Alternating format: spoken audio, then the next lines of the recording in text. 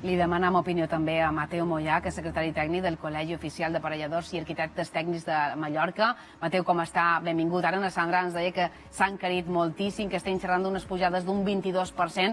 Això què implica per vosaltres com a sector? Com se negocia de sobte una pujada de pressupost d'un 22% amb un client? Bueno, pujada del 22%, inclús de més, és a dir, perquè això són xifres mitjanes, però hi ha sectors com els dels ferrers que estan veient pujades inclús del 50%.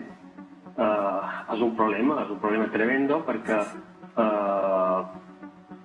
salvo aquestes empreses que han pogut copiar material una vegada que se'ls ha contratades, si ara arriba el moment de fer l'obra i han de comanar el material, doncs se troben que el nivell de costos se venia completament el seu benefici.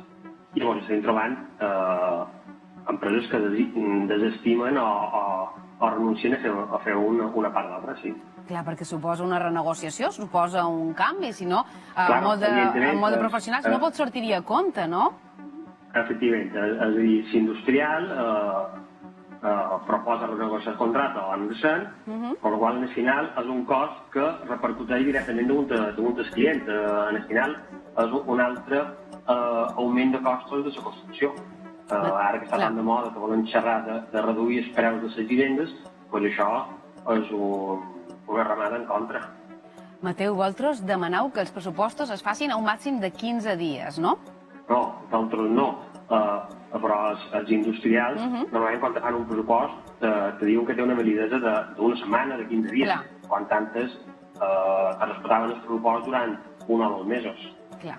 Aquesta és la situació. Jo no sé si vosaltres havíeu viscut una situació parescuda o si realment, quan hi ha un client i se troba davant d'aquesta situació, hi ha una alternativa. I si aquesta alternativa passa per tal vegada un canvi de materials. Jo no sé si això també afecta els prefabricats. Quin marge teniu?